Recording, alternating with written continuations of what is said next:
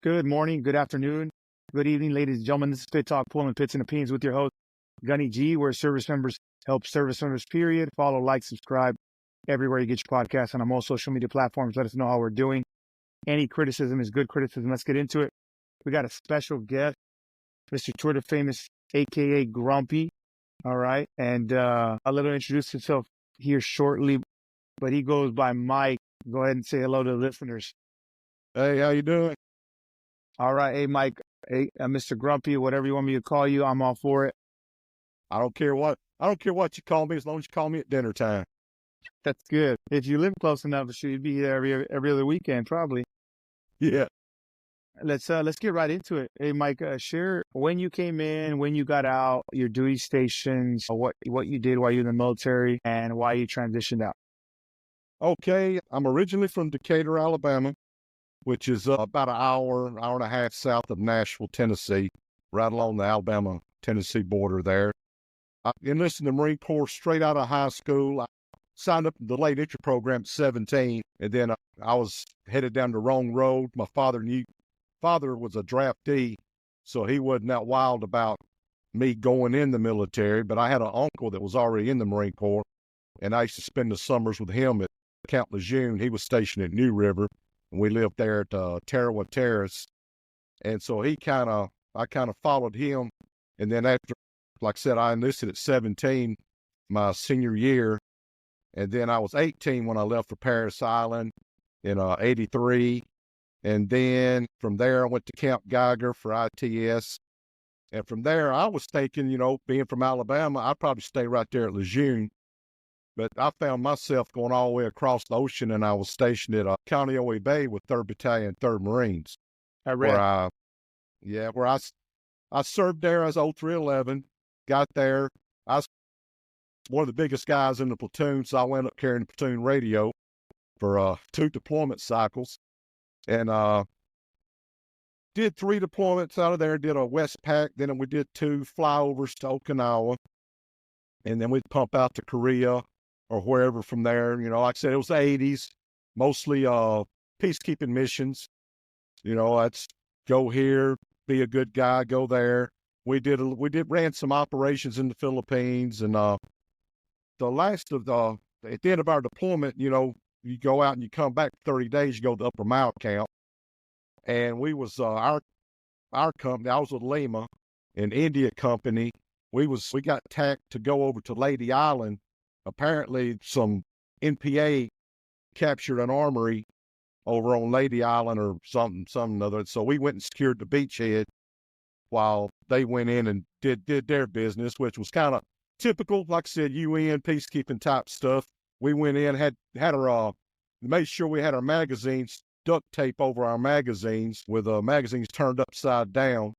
And they wanted us to blend in the Filipino Marines. So they kept our sleeves rolled up and made us candy paint our arms and our face. Typical, 1980s Marine Corps stuff. Then in 88, I re-enlisted, went to what I thought was Marine Barracks, Mare Island, because I said, well, I'm ready to go. I'm ready to do a B-billet type thing. And so I got there and walked in to check in. They said, well, welcome to Marine Corps Security Forces. You're going to Fast Company. We're forming 4th Platoon. So I was a plank owner of 4th Platoon, Fast Company Pacific, and went ahead and did 5 more deployments out of there. When Saddam invaded Kuwait, our platoon was already deployed, so we missed out on the first part of the Desert Shield stuff. After that, I'd messed my leg up and lost the arch of my left foot. So I said, well, I wanted to stay in. So I went to look at re-enlisting, but I wanted to change MOSs and try to get out of the 0311 field. And they said, no, you're already in E5. You need to stay in the MOS. I said, well, I'll just go on home then. So I went on home from there and went back to Decatur. Decatur, stayed there got back toward the end of 91 and stayed there and wound up, did a couple of jobs there, worked as a police officer. Then I got on with the Tennessee Valley Authority, which is quasi-fed, handled the Browns Ferry nuke plant around in that. And then I transferred from Department of Energy to Department of Defense, and that's where I retired from. And Went with them in '95. That's where I retired from, and into 2016. And Wow. the rest is all history from there. Yeah, yeah, yeah. So you said 91. My goodness. How was it for you when you got out? It was strange. It was strange. Like I said, I went in at 18, got out when I was right around 26. So I pretty much grew up, in the Marine Corps. And plus, I met a girl while I was in Hawaii, and we got married while I was in Hawaii. We were both young, and plus, like a lot of guys, I had a hard time readjusting. I try to go do this, door would slam in my face. Civilian world's cruel. When you come out of the military and you go into the civilian world, you realize just how cruel the world can be. Hmm. They really don't care. Everything you did in the military, like in the '90s, it's not like it is now, where everybody's, everybody's pro-vet. We need, help the vets. When you get out, like a lot of the Vietnam guys, and pre-Desert Storm guys, you're a vet. Oh, okay, all right, then here you go. Have a good day. It's just not the same. Interesting. That's fascinating to hear. Come from you, Mike. I'll tell you what. Is that still the same thought process you got now? No, it's a lot better now. It's a lot better now for veteran wise. There's more organizations now, and people are more attuned to what vets go through as far as the military. I mean, I know a lot of people may not agree with me, but when you're in the military, you're, how do I say this without being controversial or No, pissing people off? This is your show. You do whatever you want. You're more sheltered, for the lack of a better word or use of a better word. You're more sheltered. You don't face layoffs, and stuff like that. You don't worry about health care. You got a place to live. You step out whenever you got a family and you step out in the civilian world, you got to find health care. You got to find a job that provides decent benefits. You got to find a house. There ain't no rent plus, there ain't no extra money for dependents, to help put a roof over your family's head and things like that. That's what I mean by you're kind of sheltered in the military. I'm gonna disagree. I'm gonna disagree here, Mike, in a positive, in a good way though. I don't think it's sheltered. I think we take care of our own. Well, yeah. Like I said, I was looking for a better word, but that's the only thing that I popped into my head right now. I do agree that it might not be good that we do all those things, but it's definitely, when it comes to, I've been in 15 years, shy of 15 years, right? And I'm a big proponent of the organization. I'm thoroughly indoctrinated, Yeah. And I got to say, there's a double-edged sword, right? When we consider what we consider family, and when we take the idea of family is, I got to take care of them. I got to provide them a room. I got to give them food. I got to give them these things to survive. Because if I do these things, I get a better product or better execution of the mission or the commander's intent. And I think that's what it is, right? If we take care of our young folk, or what they would be considered for me, my kids, right? School, they're basically my kids, because I got a 17-year-old almost, and these guys are 18 to 20. If I take care of them, they're probably gonna take the trash out for me good. I won't have to remind them to do the recycle. I want, all these little small things.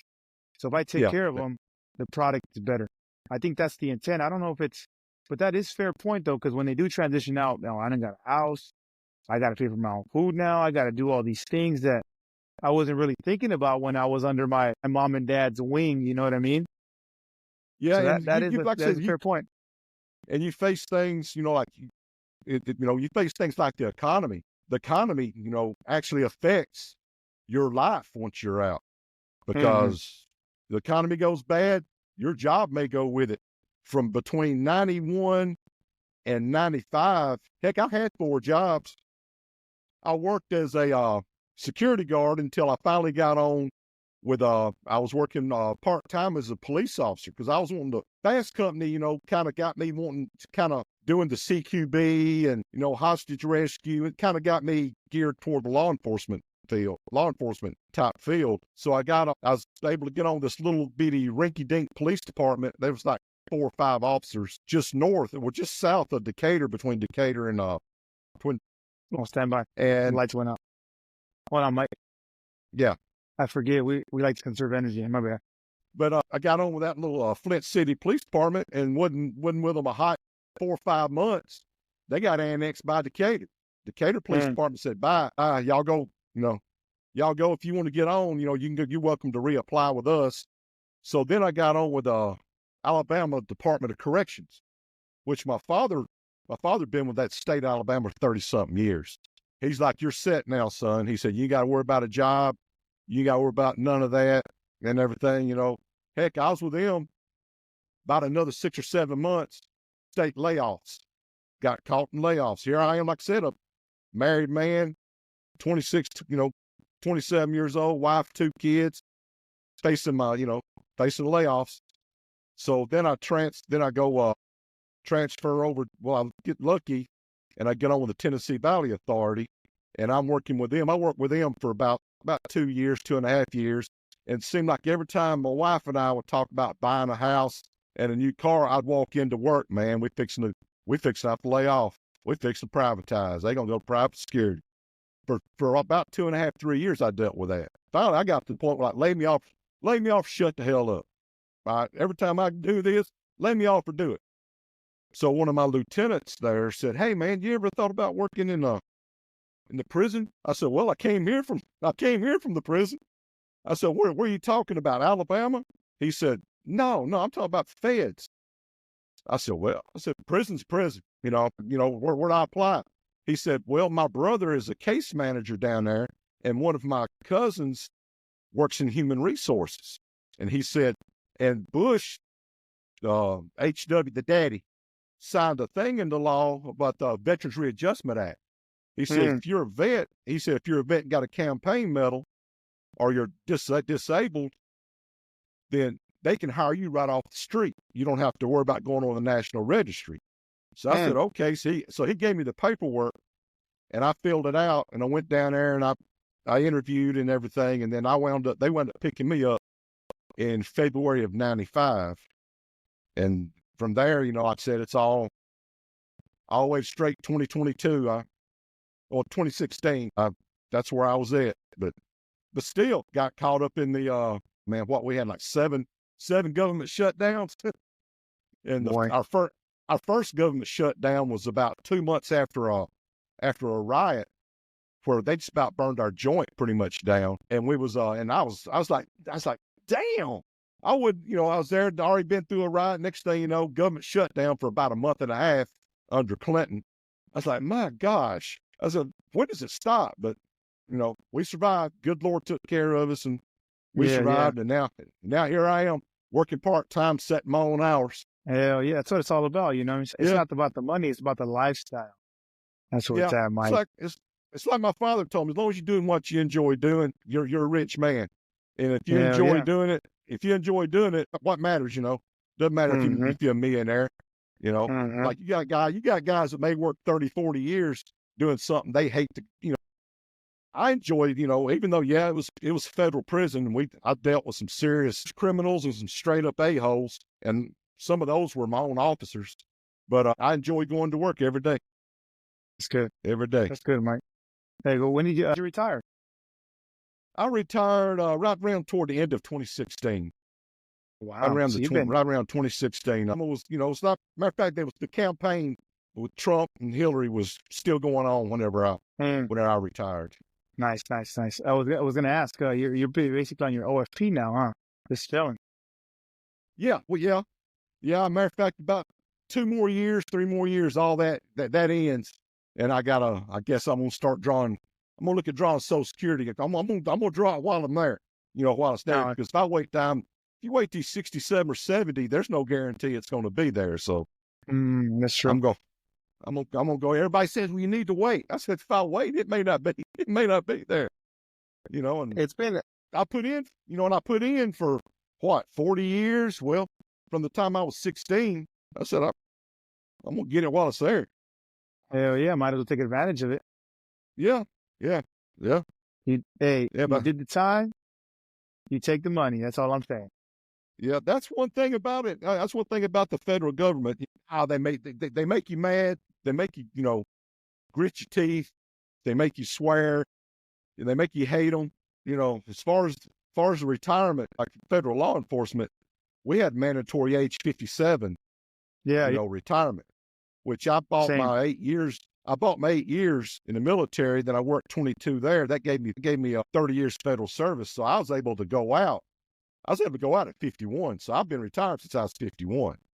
Hell And yeah, Mike. That's what's working up. part time, and you get that OPM supplement until you turn Social Security age, which that covers your taxes, that covers your health insurance, that covers all that. But as soon as you hit that Social Security age, which for us they cut it off at 62, then you better go find you another, better paying, get you a job or have everything paid off, because at 62 they cut it off. Interesting. I didn't know that. Yeah, 60. Well, for us now, you're younger than I am. It may be a different age for you, but for It might be 55. It could be, but for us it was Holy. 62. For us it's 62. That's crazy. I didn't even know. But even that tidbit though, they just cut it off. You got to transition to a different one.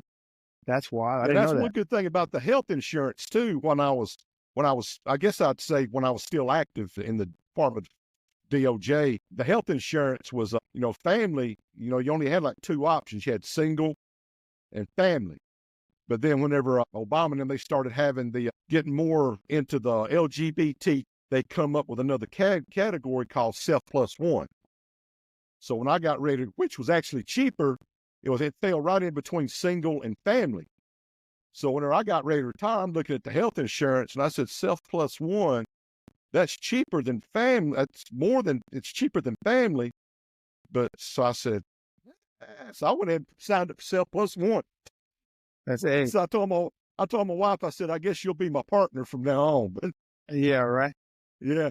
But they got, good health insurance, and OPM supplement covers the health insurance and all that. So it's good. It's a good life. In a nutshell, you're doing well. I like that, Mike. I appreciate that. How did getting married in the military help you or make it a little tougher? I enjoyed it. I enjoyed it. I mean, the tough part, of course, deploying. And in Hawaii, I don't know if you served in Hawaii with the grunts. In Hawaii, we pretty much had to go everywhere to train. Especially, in the 80s, we either had to go to the Big Island, Pacalo training area. Mm-hmm. We'd have to go to Cax, Bridgeport. That's where we would do all our training. Unless we went to what's that little jungle area? Starts with a K. I know what you're talking about. My buddy was just there. Yeah, they got all the mongoose. Yeah. Over there, we'd either go there or we go to the Big Island, California, or whatever. So I mean, in between deployments, the year or so that I wasn't deployed to Okinawa, heck, we was gone a month here, 2 months there. So I was probably actually on the island maybe 3 or 4 months out of that. So, I mean, that part was rough, but I got a good wife. She understood, and she was supportive. She's still supportive. So it was okay. It was good to go. Now, when kids started coming, I made sure that I made sure none of them was born in Tripler. They was all born in the civilian hospital. I said, no, we ain't going to Crippler.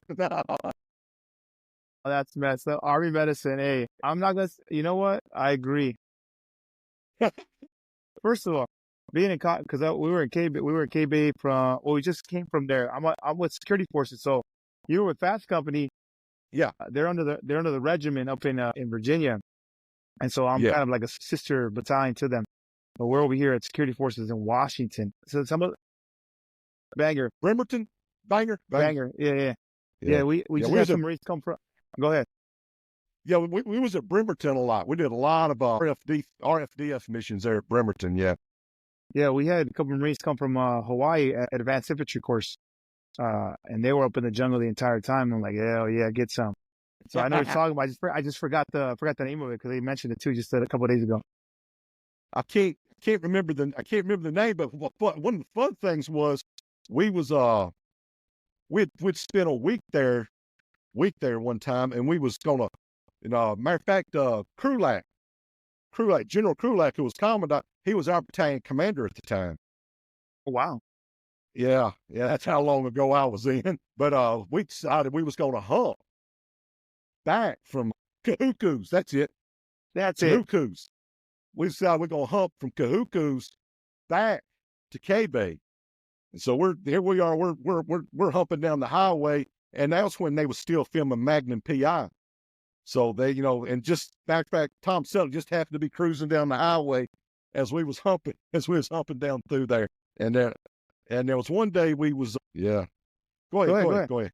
No, Then there's another time, which is kind of funny. We was going up to Makapoo Point, and we was hunting. The helicopters landing. We was walking up and got there, and Penthouse was doing a photo shoot up at Makapoo Point. Our captain said, "No, y'all turn around, face the other way until they could get the girls out of there." That's what's up. KB has some good stuff. Now there's a lot of rules. You can't drive a certain time. You can't start the range at a certain time because you don't want to mess with the local folk. There's just way too many rules. But I do like, what's that Air Force base that they got up there? The beaches up there. No. Dang. Fort Hot? No, not, they have a beach. The campground. That was fun. I think, Bellows. That's what it was. Yes. Bellows Air Force Base. Loved Bellows Air Force Base. And now apparently they had to get rid of their beach to the state. Yeah. So I was like, all right, whatever. A lot has changed. They didn't shut Third Marines down. I don't even think they're in K-Bay anymore. Nah, look, I got my boy, EAS from there. Lineage right here. You like that or what, Mike? Oh, yeah, that's nice. You like that? That's nice. Yeah. My boy got it from me. He was with them, and EAS. He was my Marine, and he's like, "Hey, what was that? Staff Sergeant? Staff Sergeant." He goes, "Hey, Staff Sergeant, I'm gonna give you this. This means something to me." I'm like, "It's gonna mean something to me because they're going off here pretty at the end of the year." So yeah, I took that bad boy. That's what's up, Mike. Small world, huh? Stationed at K-Bay. Came out here to Washington. Yeah, and Wisdom. Then I went there to Mare Island. Was at Mare Island, and like I said, I EAS from there. Then me and the wife and kids drove from Mare Island all the way back to Alabama with with a 2-year-old and a 2-year-old and about a 3-year-old and about a 1.5 2-year-old. Yeah. Well, were the 2-year-old was still in diapers? No. I think she was out. The little boy was. He was still in diapers. Okay. Yeah. That's good. So you only got 2, huh? I got 2. Yeah. Are you a granddad yet? I got 7 of those. Hell yeah, Mike. Yeah. You see what happens? You say, I'm going to cut it off here at 2, but then I got more than I planned to get. Yeah. That's what's up. That's a blessing, Mike, though. Blessing. Oh, yeah. I love them to death. Matter of fact, my son was, he just got medically retired from the Navy after 13 years. And they're down at Pensacola. He was a recruiter down there at Pace. And that's where they're living at. And he's the one he's got 5. And my daughter, she still lives here around us. And she's got 2. But they're all going to be up here, that one week, that weekend after Christmas. I'm going to have a whole house full. Yeah. That's what's up, Mike. That's awesome. Yeah. When they always want to come back, you know what I mean? Yeah. But he'll probably stay in the Florida area. He likes it down there. Which he's in northern Florida, which is pretty much South Alabama. Ain't much difference. There's not much difference there. No. I mean, who doesn't want to be in beautiful weather all the time? You know what I mean? Oh yeah. Well, here it's about the same. The weather's about the same where I'm at in Alabama and in northern Florida. It's about the same. Maybe a degree or 2. Sticky. They're a little sticky sometimes. It gets Africa hot here, man. Yeah. Africa. Yeah. We my wife, like I said, my wife's from a little island called Palau. Way out in the South Pacific. Being Marines, I know you've heard of Peleliu. Well, that's where Peleliu's at. That's one of the islands in their deal. And we went there a year and a half ago. It's been about a month and a half, and everybody's like, "Uncle Mike, are you okay? Is it too hot?" I'm like, no, this ain't nothing. This ain't nothing compared to the humidity in Alabama. No, this ain't nothing. No. It's pretty. It's pretty out there in the Pacific. Mike, I got to weave back in. Okay. I did 91, 91. You did 8. Mm-hmm. Mm-hmm. You did a lot of deployments. Desert, you said the Gulf, was it the Gulf? Desert? Desert Gulf. No, we was already deployed when Desert Storm Yeah. kicked off. So we got extended on our mission through the whole. Hmm. How did that go for you and your family? Well, wife, after that many years, that many deployments, she's used to it. And like I said, she's a strong woman, and she's very independent, and of course, being a small, I don't want to say Mardet, but being a Marines on a Navy base, a lot of the Marine wives, so they kind of got together, and we had some good friends in fast company, and the wives had one good friend that we were in the same platoon. Him and his wife and my wife were real close friends, and we'd take turns babysitting and all that. So That's good. it went okay. They was able to help each other out, lean on each other. That's awesome. That's good. That's good because, hey, I like they say water's thicker than blood sometimes. That's true when you're in the military, especially in the Marine Corps. It is. You start to figure out who's at your hip and who's not. But everybody, you can always reach back to your little Rolodex. For you to be a Rolodex, mine's electronic, you know what I mean? Mine's on my phone, but yeah. I could reach back to somebody and it never changed. Right where we left off. You know what I mean? Is that the same for you? Yeah, and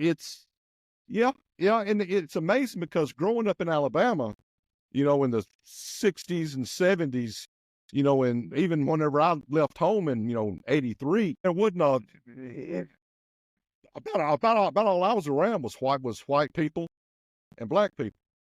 I'd never met a Hispanic or a Asian. Well, I had one aunt. My uncle had married a girl from the Philippines. That's the only really foreigner I'd ever met before I left and went and, before I joined the Marine Corps. And so I got to boot camp Parris Island, and most of everybody in my platoon was out of the Pennsylvania, Ohio, New York area. There was only me and one other guy that was from the South. Everybody else was from, Pennsylvania, New York, Ohio, Michigan area. And then when I got to Hawaii, I met all these different kind of people, Samoans, Puerto Ricans, Mexicans. We had one guy from Taiwan that was in our platoon. Had one guy from Lebanon that was in another platoon in our company. Wow. Then I meet all these different people, and really two of my best friends were two Mexican guys from Texas. Yeah. And one of them we're still in contact today. I mean, nice. You make lifelong friends and people that if I need you, he's there. Matter of fact, he flew all the way out. He flew all the way out about 2 years ago and spent the weekend with us. Yeah, it's just a good deal. That's awesome because you look out to what's going on in America, not anybody else, but just America in general.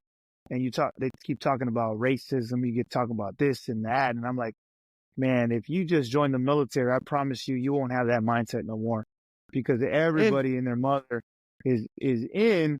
And you realize, wow, my view of who was in front of me just went from this to like, yeah. And the curiosity hits, the conversations start happening, and you forget like, wow, this is not a real thing here in the military, especially in the Marine Corps. You know what I mean? Is that's fair?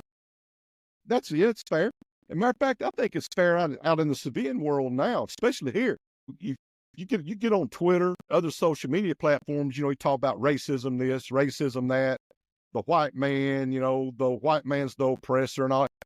Dude, I could go to Walmart. I could go anywhere here in Alabama, which some of the people up north may think Alabama's one of the most backwood places in the United States. And I just let them run their mouths, because really Alabama's one of the best kept secrets in the United States.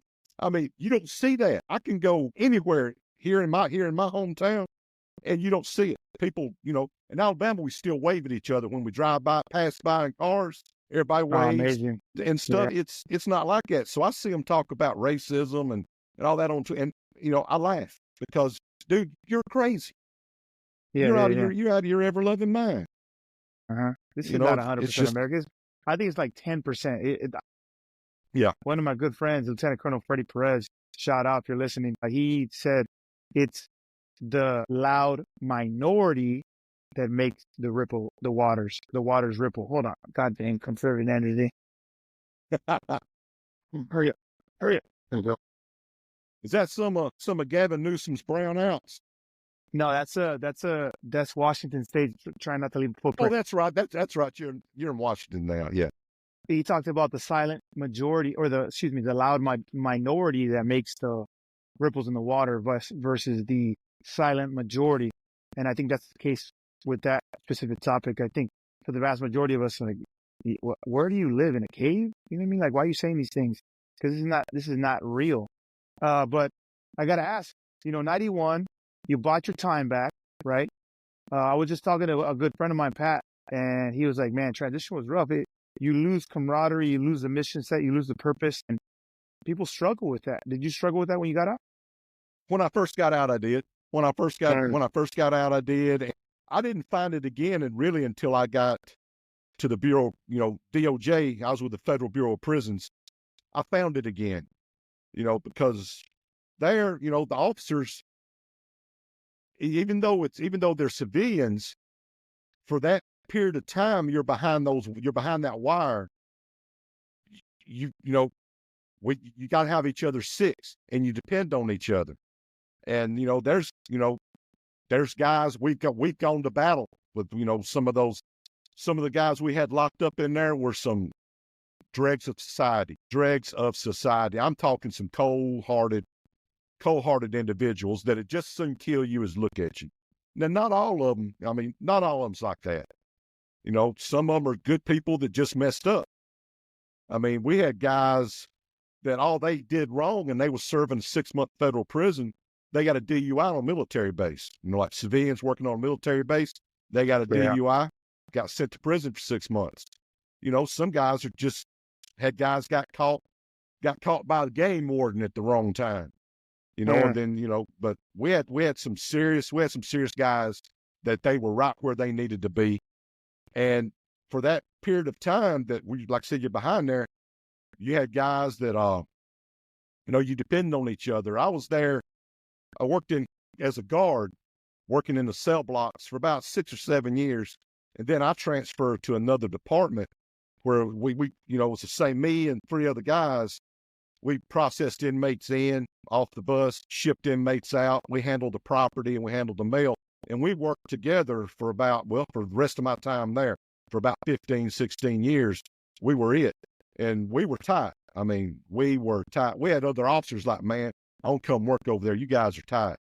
Because, I mean, if there's a body alarm going off in one of the cell blocks, we'd actually race each other to get to it. I mean, that's just the way it was. We would race each other to get to it, and camaraderie there again. Yeah. And there's 5 guys now.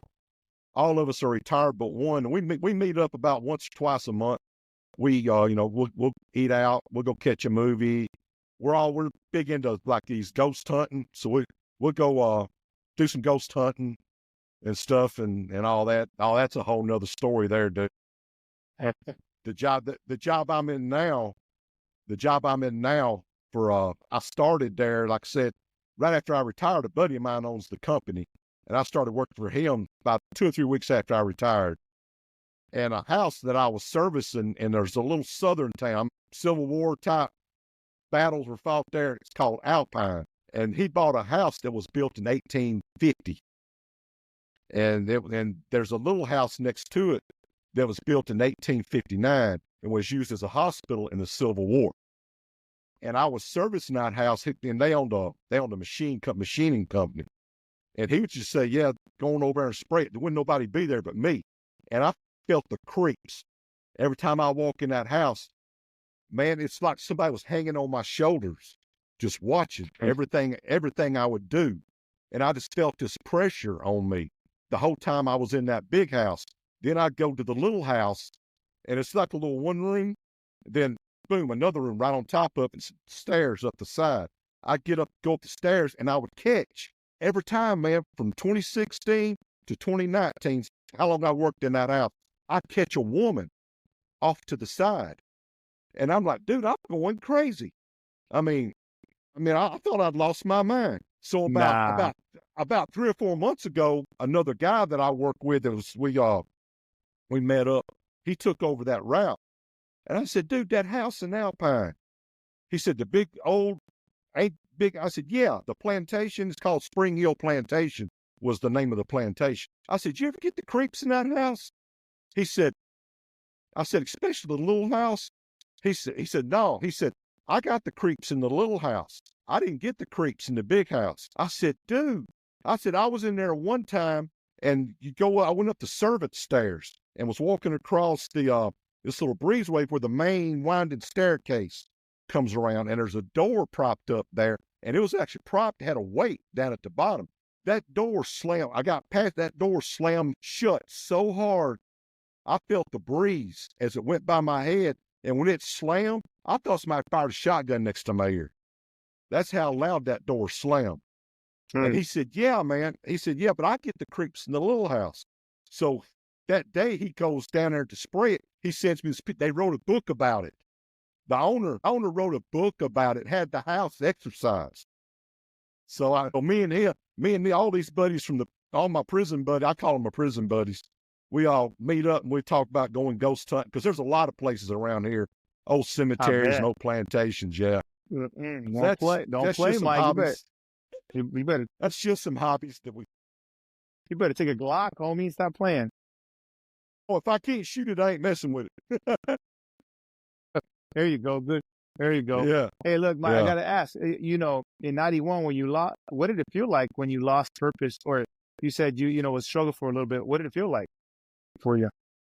I'll be honest with you. I got kind of depressed. It was kind of depressing because, like I said, you're not taking the government. I didn't have the Marine Corps or the government or the Navy welfare program or none of that taking care of me no more, or helping me out, and I'm like, and it's like a heavy weight. It's like a heavy weight on you. And there's a lot of times where we lived off hot dogs and ramen noodles, especially when I get caught in this layoff and I'm between jobs. My wife learned to work miracles with hot dogs. I mean, she worked miracles with it. And then when I finally transferred down here, down to where I'm at now and retired, it's like it's difference between night and day. When I was at home before I got this job, I was angry a lot. I was short. My fuse was short. And, because, as a man, you raise, take care of your family. That's what a man does, and, my kids would want something and we wouldn't have the money to do it. My wife would want to go somewhere, go out to eat or do something, and, the money just ain't there, and I feel, like I said, I was wanting a career in law enforcement bad. It's something I feel God was leading me to do. That's where God wanted me to be, was in law enforcement. And I believe that's where God wanted me at, was this prison down here, because there's several times down at that prison, the 22 years I was there, I should have been dead. I should have been dead. I should have been a dead man, or at least severely maimed. But like I said, I was short. It was kind of depressing. You had your high moments and low moments. I'd get a job, I'd be happy and all that, even though money would be tight. But then all of a sudden, bam, that door would slam, and you find yourself right back down, fighting your way back out.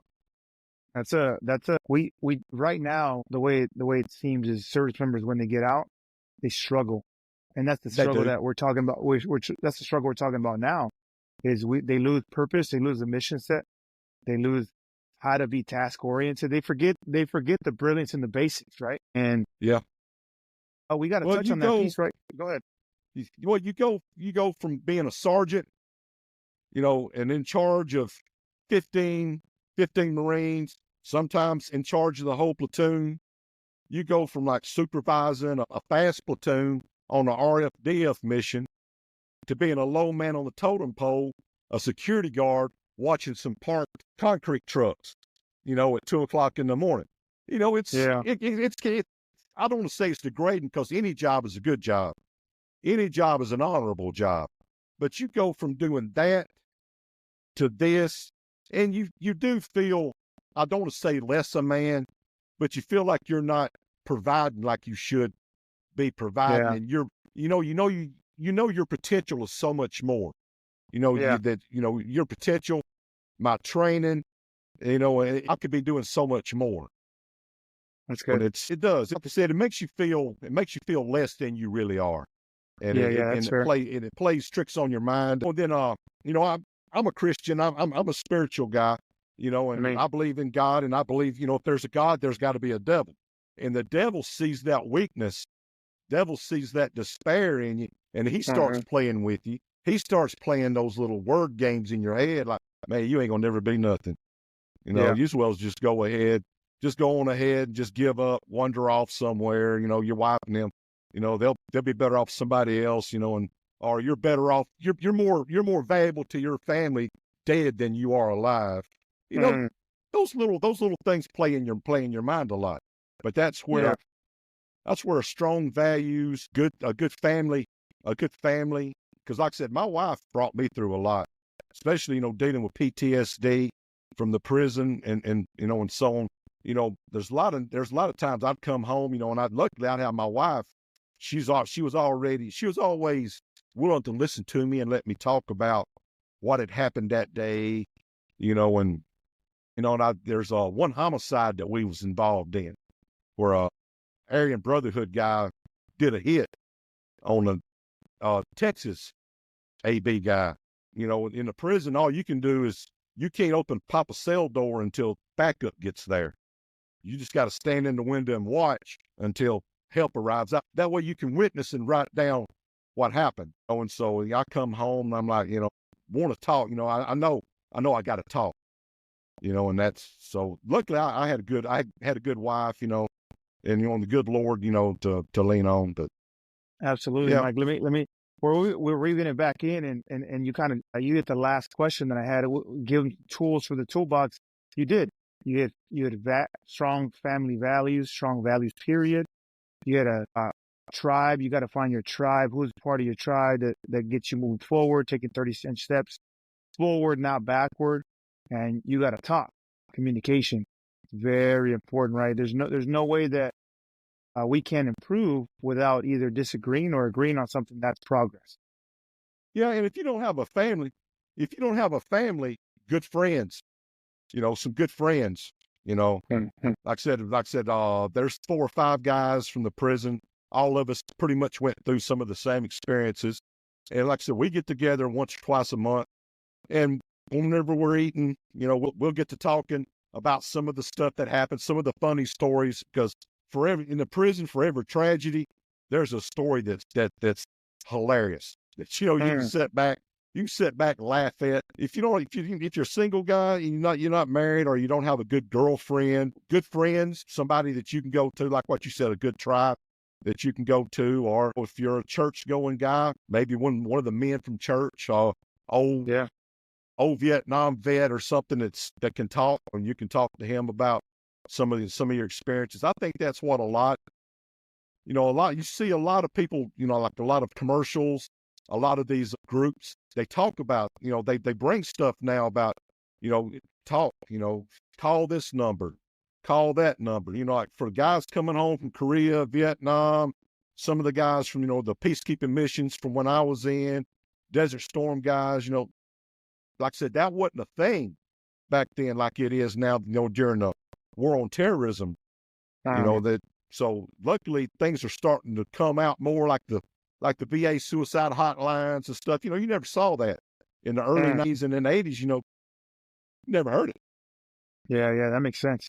I'll tell you what, Mike, I appreciate your story. I appreciate your time, your experience, and I'm speaking to service members past or present, right? Because the demographics are from 18 to 55. Everybody's listening, everybody's watching. So thank you for sharing your time, sharing your story. Any last save rounds for the listeners?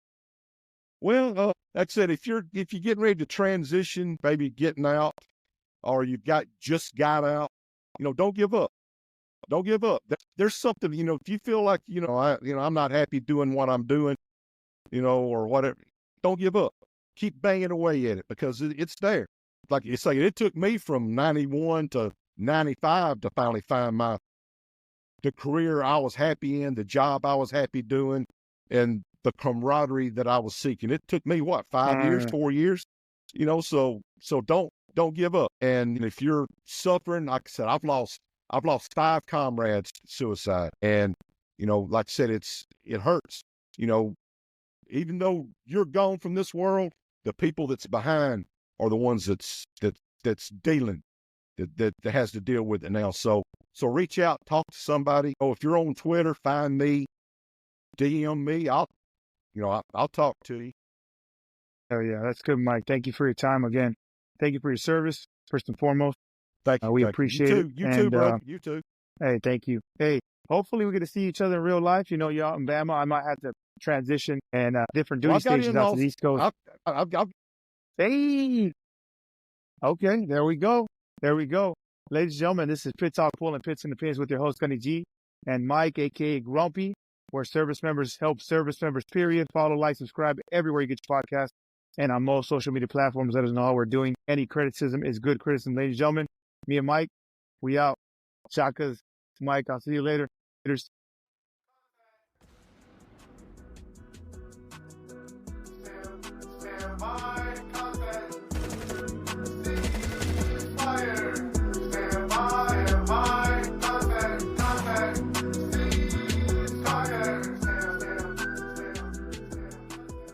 Talk is a podcast featuring active service members who discuss their thoughts and opinions on various issues surrounding military life, current events, and history. The statements heard here are the opinions of its members and guests. These do not necessarily reflect the views of the Department of Defense and are not endorsed or sponsored in any way. Listener, viewer discretion advised.